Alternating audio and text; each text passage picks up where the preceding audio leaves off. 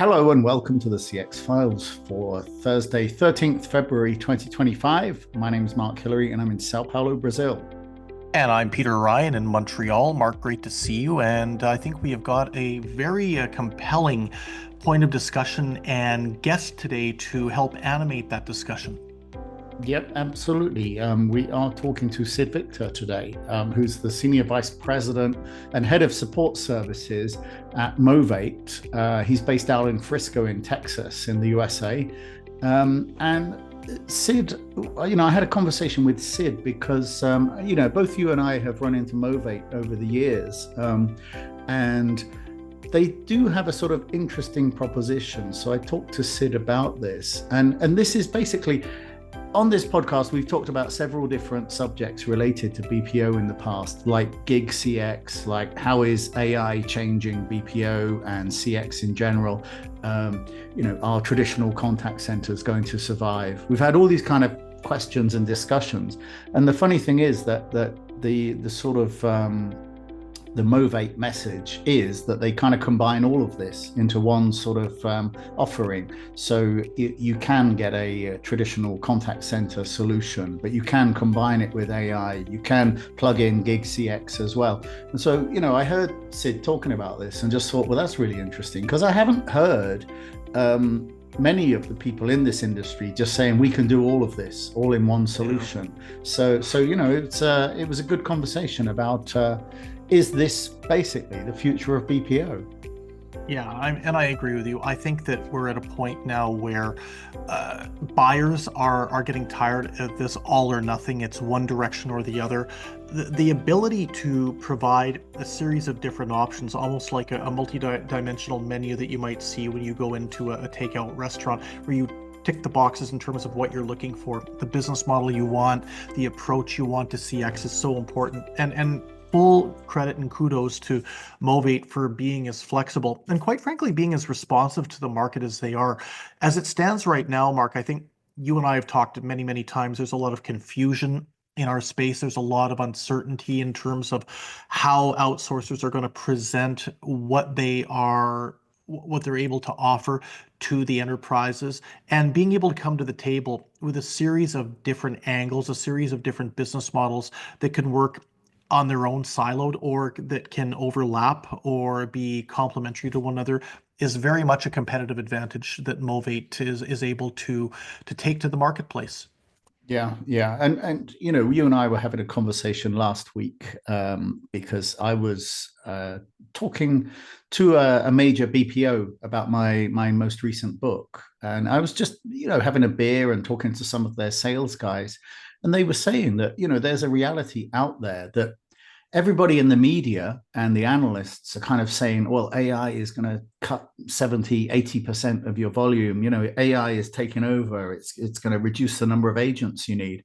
And yet the kind of reality when you talk to the clients is once they realize how difficult it is and how expensive it is to train the AI and then to get it up to speed, keep it maintained and working, they kind of they often feel, well, it's actually just easier to keep going as we are with the agents and go for a much slower kind of introduction of AI and just sort of steady as she goes. We'll see how it works with the pilot and maybe we'll scale up. But there is no kind of cataclysm taking place at the moment, as many in the media have kind of expected.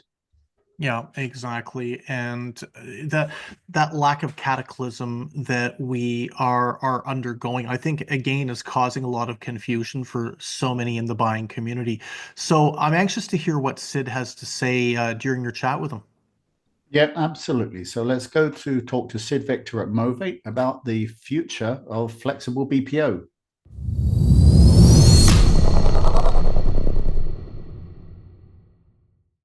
Hi, Sid. It's great to get you on the podcast. Now, just to start off with, why don't you introduce Movate? I mean, where are you based? How long has the company been around? And just give the listeners a feeling for the kind of services that you focus on then.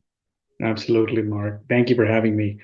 Movate, formerly known as CSS Corp, is a digital and transformation-led support service provider who delivers customer experience services for several industry leaders in verticals like telecom, media, technology, gaming, financial services, automotive, retail and e-commerce, food delivery, etc. Now, Movate, interestingly, is formed from a coined word derived from momentum and innovation.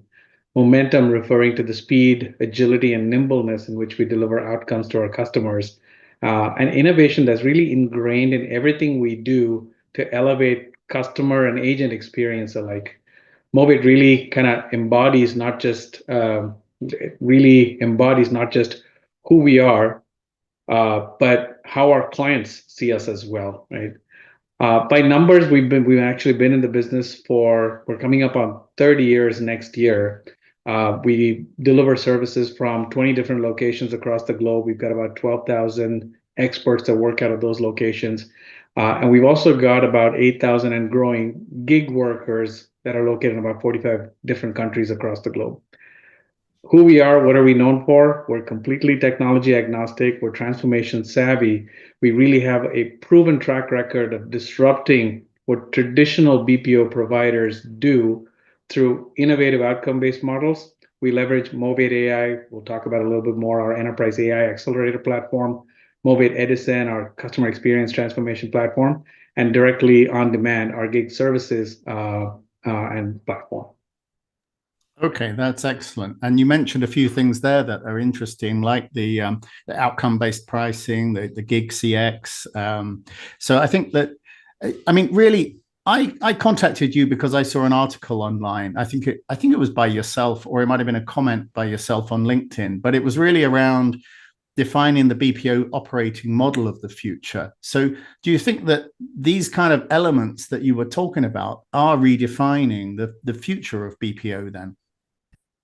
Absolutely, 100%, right? Like anybody that's been in the BPO knows that change is the only constant. Everybody knows that a lot of things accelerated when COVID hit. People who had traditionally not wanted to look at a remote workforce at all suddenly found the need to do it immediately and quickly because there was no other way to really do it. And then over the last couple of years, the introduction of AI really has turned a lot of these things about how we think about BPO upside down. The last few years, again, no surprise that everybody's seen focus being shifted more towards customer centricity, right? You heard a lot of conversation over the last 4 or 5 years that support is the difference, customer experience is the difference about why a consumer chooses a specific brand, right? I believe that 2025 and even beyond that, we'll see a more flexible and agile combination of the digital and human workforce to be able to deliver on those experience outcomes. The shift and the fluidity of execution will also challenge rigidity of traditional BPOs, right? There are certain constructs around there, how they're inherently built. We've just gotten accustomed to working within those confines.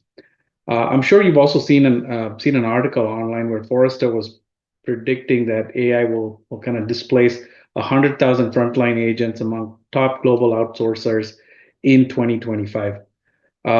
Is that the right number? Is it high? Is it low? I don't know. Your guess is as good as mine. But what I do know is that there's going to be a displacement of what a traditional support agent will look like. And what that will do is it'll kind of give rise to shaping what the new human workforce will do, how they'll interact with both customers and digital assets, and what they will deliver connected back to that driving better customer experience. For example, level one agents could evolve into brand advocates or agents who solve more complex cases and interactions that don't necessarily have scripted workflows and processes, or into a workforce that will help kind of even refine, elevate what AI can do across the exceptions, or agents who incubate, test, and scale new ideas and models. So what we're seeing from a demand side as very heavily focused on how do you elevate agents to get to this new super agent? How do you leverage AI across customer lifecycle, both front end and back end. But we're also seeing a demand from customers for a more flexible gig type solution, right? That paves the way to provide access to more specialized talent, focus on potentially solving maybe a smaller set of issues, but ones that need more niche specialization. The workforce that they're looking to tap into typically are brand advocates. They are power users, super users of these products and services, but not people that want to do a traditional 9 to 5 contact center type role. So this becomes then a using gig as a labor source, gives them access into this untapped talent that they can't pull into a call center, whether it's remote full time or in an actual contact center. So if all of these kind of combine, if they're all done right, they should cause a transformation mindset as well that moves away from like traditional hourly engagement models into more outcome driven models where both parties are highly vested in each other's success. Now, well, while I'm saying all of this and talking up what AI does and what that AI is at the core of driving all this change, the flip side, right, is still that adoption isn't where analysts had predicted it would be for all of us going into 2025. And what I mean by I'll clarify, don't get me wrong, it's not that there's a whole bunch of fence sitters and still people, naysayers on AI, right? No one we're speaking with is debating if AI can actually make an impact or not. However, a recent Boston Consulting Group paper that I read shows that only 4% of companies going into 2025 are actually fully utilizing AI to create true, measurable, tangible value. 22% are just starting to see results, and it's still going to take longer for them to fully realize whatever they were intending to do AI. But 74% are still struggling to kind of get tangible, repeatable benefits within their ecosystem. So I say all that to say, absolutely, the BPO is going to change, and kind of the driving forces behind that is leveraging AI, the evolving agent model and what they will deliver, how they'll be measured, how they'll be managed, ability to tap into alternate workforce sources, I'll see will all come to more accelerated life in 2025. That's excellent. I mean, that's a great summary. And there's quite a few variables there that you've talked about. I mean, let's look at the traditional BPO structure. It's normally organized around FTEs. So the client and the company operating the contact center. And in fact, that's true, I suppose, whether it's captive or outsourced. It doesn't really matter. You know, they'll be measuring how many people are actively working in that contact center. And that gives you an idea of the cost of operation. And it's been that way for years. I mean, you can go back 25 years and people were talking about contact centers in this way. But you've just sort of thrown into the mix AI, digital assistants, gig CX, outcome-based pricing. I mean, if you're going to a prospective client and they're expecting you to sort of pitch on on a kind of traditional BPO structure, how do they react when you sort of show them the kind of flexibility, this new kind of model that you're talking about then? Yeah. So there is, I'll say there's two schools of people that we interact with, right? There's one group of individuals that are forward thinking, want to be disruptors, or have kind of squeezed out everything that you potentially can from an efficiency in a traditional FTE model, right? And they've already got the AI pieces in place. These are kind of the leaders in the adoption curve when you look at it. There's a lot more receptiveness to these ideas because now you're starting to look at avenues that they've never looked at before. You're starting to challenge paradigms that they have always lived with. And they're very receptive to saying, you know what, that's a great idea. It makes perfect sense in my stack. Tell me more. The other set are more skeptical, right? And so there's still, we still run up against, hey, how do you overcome security challenges?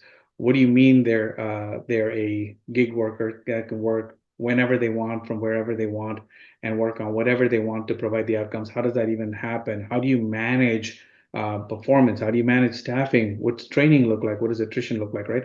And that's folks with more of a ingrained traditional mindset that we then have to go in, build the use case, tell the story more eloquently, connect, help them connect the dots, and then all of it boils down to, while we do all of this, here are the outcomes it delivers, right? And that's kind of the, for lack of a better way of putting it, the shock and awe that I can't believe that's what you can drive. What do I need to jump on and to kind of move forward? So that's really the two sets of customers typically that we'll see when we bring these types of innovative models to them. Yeah, yeah, and I think that something we've covered in episodes on this podcast. Certainly, we've talked about AI many times, and we've also talked about gig CX. We've talked to several different companies that are doing gig CX services, but normally they're pure gig CX. So they don't have a sort of blend. And I think that this is the first time that we've talked to someone who's kind of offering a complete mixture of, we can build a contact center, but we can add gig on top of that. We can apply AI as the sort of front line as well.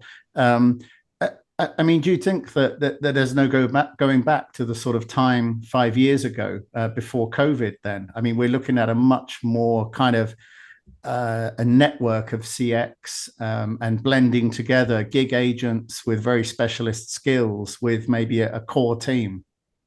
Yeah, no, absolutely it does, right? And you're right, COVID did help accelerate a lot of these things and open people's minds to the possibility that there's a different way of doing certain aspects. I don't necessarily know that it has a deep influence on the remote workforce anymore, but kind of it opened people to looking at things differently and identifying what the art of possible was, ideally because they were really forced to do it, right? They didn't really have a choice when everybody couldn't go into the office, so and the world still had to go on. So the model absolutely makes sense, and in order to kind of tell you and explain to you, walk you through why it makes sense and how it makes sense the way we structure it. You said a few great things about, traditional BPOs have always been FTE based, have always been structured in a cost model around that, right? And that's what I was referring to as rigidity. All of those FTE models stem from certain fixed components that don't necessarily, if you look at it pragmatically from the outside, and don't necessarily work well together, leave very little room for flexibility or for, non-predictable circumstance. And what I mean by that is you look at a forecast, right? You look at historical data, you set up a forecast, it's 90 to 120 days out. There's a fixed set of variables that you use to be able to build that forecast. You can't build beyond a certain level of flexibility because then you're overstaffed, it costs more money, there's bleed over. And once you do get all of your staffing right, you have the people, let's say there's an unprecedented event, even the positive kind, like you oversell what you had planned for Black Friday. Now your call center starts getting flooded with volumes that aren't able to keep up with what the demand is because you've got a good problem that you sold more. On the flip side, there's on the after you forecast, right? You got to staff up. So what you need is you need to go through 2 to 6 weeks worth of training. There's about 30 to 90 days, depending on the complexity of a window, to be able to hit proficiency. You do all of that to lose agents on the far end, erode knowledge capital, have to kind of refill that. And you constantly sit on this stack that's 40% of tenured resources, and there's a different tiers of churn happening below, right? Logically, when you look at this from the outside in, there's so many flaws with so many of the moving parts in this rigid traditional model. So that's why I think that the integrated model between AI, gig, and traditional BPO makes sense. However, let me kind of paint you a picture, right? So we can see where each of these pieces of the stack need to sit and how they work more fluidly between each other, right?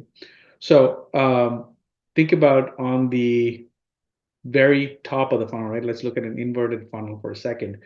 AI being the front end, and at least initially it manages all of the lower complexity, higher volume cases. And then you can over time scale it to more complex interactions and eventually be able to autonomously complete transactions without having humans in the loop. So that's it at the very top of the funnel. Ideal state and maturity, that's handling the majority of whatever your volume is. The second stack between that is your gig layer, and that can handle two aspects, right? So I talked about the traditional BPO environment. This gig from aspect number one can handle rapid scalability because you're tapping into a fragmented workforce that you can then pull in as needed when the demand surges. And unlike traditional BPOs where you do 20, 30% and you're going to burn out the entire workforce, fragmented workforces can come together to scale significantly higher than that and be able to handle much more volume in a short amount of time, but also with shorter notice than traditional BPOs can do. And the second aspect that gig can do is being able to provide support for very niche skills and problem areas with little to no training needed, right? Because of an existing knowledge on product, service, technology. They are, like I said before, super users of that product or service. So training really is more process focused, tool focused than it is product focused and support focused. And then the third tier, which is at this point the smallest tip of the of that funnel, are BPO agents that are reserved for either complex interactions or more bespoke experiences, right? And there's several types and models that go into that. But just also try imagining that these three layers have interactions and contacts flow seamlessly between them. They're routed by a very deep understanding of who the customer is, identifying why they could be calling, and we do it based on what the customer's stated intent is and based on how much we understand their non-stated intent as well. Combine that with kind of the complexity of interaction, right? This very same algorithm is also constantly looking and learning, so it's getting better on identifying which channel and which part of the stack is most effective at holistically getting the customer's issues taken care of, right? So what are kind of our customers get in this type of a model? Single rated transaction. Don't worry about where it falls and how we manage it. We'll do a baseline. We'll be able to identify what an as is scenario looks like. We'll do a due diligence to say what type of contacts, what volumes need to sit with automation initially, where can it scale to, what needs to go to gig, what can it scale to, what needs to sit with the BPO volume, right? And so what that means for them is with that one interaction rate, we guarantee like customer experience, customer effort, FCR, sales saves, whatever the core metrics that are important to them, you're not going to hurt any of those. But by having it flow seamlessly between these three and being able to build and structure a model like this, you're taking on all of the risk, removing any inhibitors that clients might have towards adoption, or even, hey, I'm happy to invest in AI, I'm happy to invest in gig, but what if I don't get the outcomes that you're committing to me, right? So, for example, if the AI doesn't tackle, let's say, 40% of the volumes that I've committed to, it's on me to do two things. One is I've got to go fix it, and two is while I'm fixing it, I take on the cost of the headcount, and it isn't burdened on my client, right? And also, one more advantage to our clients, like when you look at traditional models of an FTE billing or an hourly billing, right? There's very little incentive for the service provider to go and innovate on an ongoing basis. Every relationship starts great, and there's a fantastic 6 month honeymoon period where there's a lot of involvement, there's a lot of innovation, and then eventually that level of engagement tends to dry up. This type of a model, because it's not built on a rigid structure, it's more fluid and needs to evolve over time. And it's in the service provider's best interest to do more with less.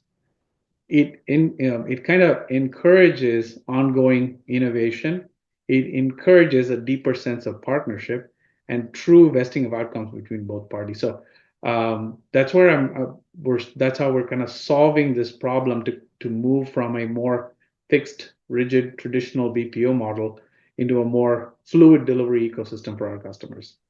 Yeah, and you mentioned something there that I thought was interesting around the niche skills and being able to find um, these type of skills with the gig workers. And because I think that normally what we see is someone's hired into the contact center based on a sort of general communication skills and ability to use the systems. They're smart people, but then they may not have the subject matter expertise. They need to go on a course and learn about the product that they're going to support. And with the gig workers, it seemed like you were actually sort of saying the opposite, that you will, let's say you're supporting a video game, for example, you go out and find gamers that already know about the game that's going to be supported. So you find the people that already have that knowledge, and then you just teach them how to use the contact center platform. I mean, that's pretty much what you were saying, yeah? It is.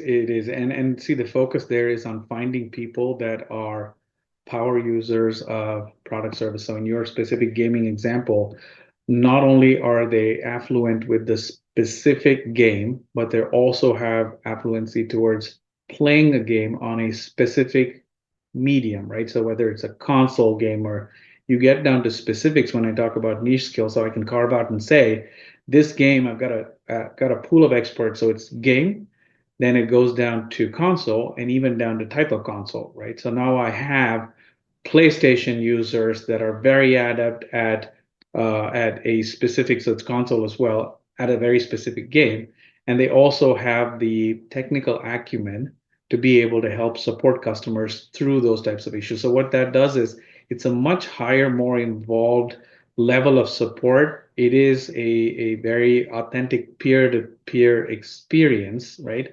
And so the customer experience outcomes are significantly higher. So when I say we're able to narrow down to niche levels of skill sets and leverage gig to be able to support it, that's the level of kind of 1:1 mapping that you're able to do from between problem and expert, which in traditional BPO centers, because of the efficiencies you need to bring, staffing, occupancy, et cetera, you're going to have one person that went through 6 weeks of training that has to understand all of the games within that ecosystem, that could be able to troubleshoot mobile, console, PC across that entire stack. And so they end up being more of a generalist than a focused niche specialist. Yeah, yeah, yeah. And also, I mean, as you were mentioning about having AI on the front end, and we're seeing the language models getting increasingly good, increasingly able to have conversations, and to be able to train them in products and FAQs. So the model itself can have a history of every customer question that's ever been asked for the last couple of years. So we're seeing them increasingly being able to handle a large percentage of customer questions. So it seems like the subject matter experts that you were talking about in gig CX, it sort of applies more generally for all of the agents, like the human agents are going to be needed or need to understand the subject they're supporting much more than ever before, because by the time you get to that human agent, you've already asked Google, you've already asked the AI, you might be on your third or fourth channel that you're asking for help. Yeah, absolutely they are, right? And that really is where we're seeing kind of this human agent evolve into more of a super agent, right? And whether it's a completely different profile, whether it's supercharging what you already have with different tools, training, collaboration platforms, so on and so forth. Really, we solve for on a case-to-case basis. But the evolution of going to that state where um, anomalies aren't anomalies anymore. They're just a way of life across every single interaction, are the types of contacts that will be left with either a gig specialist with those niche skills or a BPO specialist, right? And I love the way actually, and while I kind of simplify it as complex interactions or more bespoke interactions, or where you'll use the human workforce, ISG has created a much nicer structure, right? They've broken it down into 6 different types of roles. that the agents will evolve to once AI takes away all of these initial pieces. One is brand advocates who can provide more personalized service, escalation handlers that can solve more complex issues creatively, experience creators for more tech-enabled customer support, change agents that can help drive a lot of the transformation ecosystem, innovators who are able to create and develop new processes and create process enhancements, and then data experts for turning insights into more kind of impactful solutions, right? So these roles kind of depending on what the use case is, what problems they're solving for, can either be independent, but where we're seeing this go is all of these might be applicable within one environment, right? And in a lot of cases, these these roles have to kind of come together in more of a pod structure type solution to be able to solve the truly highest tier complex cases. And these aren't your, I'm going to pick up the phone, I have a 10-minute AHT cap and need to get off. So it's also going to kind of evolve how we measure success. What are the outcomes? How do you train these folks? Where does the specialization lie? How do you collaborate with each other with common outcomes in mind, so on and so forth. Now, while what I'm seeing just from an industry perspective is right, while everybody knows this is coming, everybody kind of says, yeah, all of the easy stuff is going away, the smaller complexity stuff is going away, AI is going to take over all of the easy stuff. Nobody, or actually a very small sliver, are actually looking to already say, yeah, what happens? How does the agent landscape change, and how do I need to be prepared for that? How do I revisit everything that I've been thinking is normal? There's no more 2 weeks of training to 6 weeks of training. There's no more 90 days worth of speed to competency. There's no more generalist profiles going to be available. And so organizations that aren't thinking about it already will tend to get left behind. Well, I mean, that's a great message there. Just the change is coming. It's not just about AI, but it's about redefining the agents, redefining the way that service is provided. I mean, that's a great summary because we started out saying how is BPO changing in 2025, and I think you've given a great overview there. But what's coming next for you then? I mean, what we're still in January, so have you got any plans for the rest of the year? Yeah, a ton, right? And we're an organization that very truly believes less is more. So you won't see us shining floodlights on everything around. You won't see us uh, saying we're everything to everybody. We're very focused. We've got very niche practices that go extremely deep, right? And so aligning with that and kind of everything I shared about where we're seeing the industry evolve, grow. Few of the immediate priorities, starting with let's just start with the gig support, right? We are expanding what we do in gig through channels. We're going to be doing more voice. There's more voice capabilities and more voice automation related capabilities, more real-time voice assistance capabilities that are being built into our gig platform and services. We've also expanded as we kind of move in, right? You talked about traditional gig being able to do only a certain percentage. So in order to blend kind of this gig and BPO more, we're creating what we call a virtual flex model that kind of sits even between gig and BPO, being able to do more and collaborate more with both of these ecosystems to handle more interactions. We're creating as we do more and more from a remote workforce perspective, right? We're adding several layers of security on these models with voice, virtual flex, being able to handle more expensive transactions, even complete financial transactions. We're enhancing security to be able to cover a lot of these things like shoulder surfing, being protecting against taking pictures, screenshots, so on and so forth on the platform itself. We're also enhancing the integration with Edison and Movate Edison, which is our customer experience transformation, and Athena, which is our AI enterprise accelerators, into the gig workforce, both on the front end to be able to eliminate transactions, but also to help gig experts be more intelligent, respond to a wider array of questions like you would expect from a BPO sector. We're also growing into new industry verticals. We're seeing a lot of transformation potential even in the tech industry. So going into more health tech verticals, growing more in edutech verticals, working with more companies that are digital born, digital economy type organizations to help transform from the get-go and do kind of full-scale, well-rounded transformation in the stack that I was just talking about.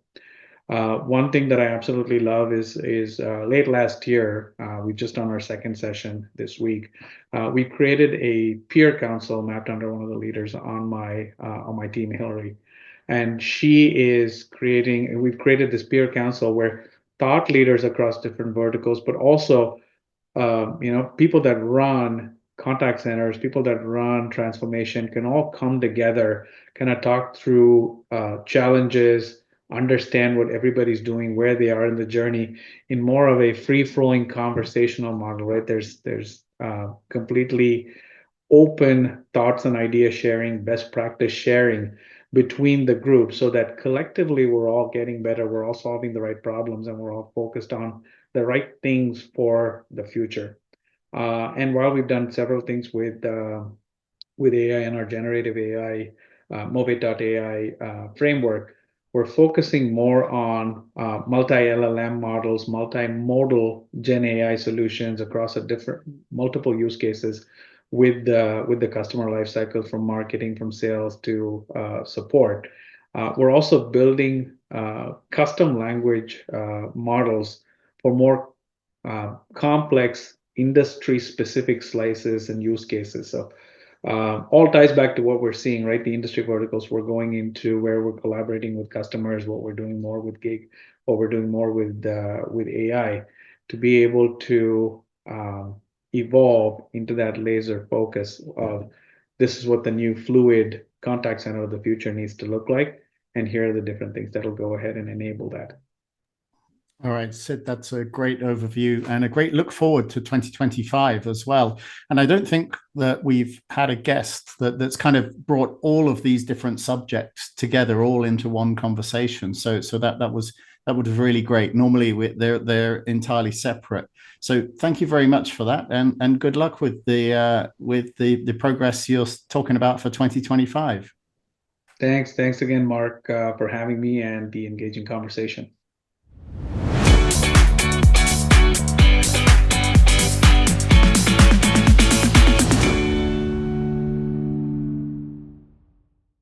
Thanks for listening to the CX Files podcast.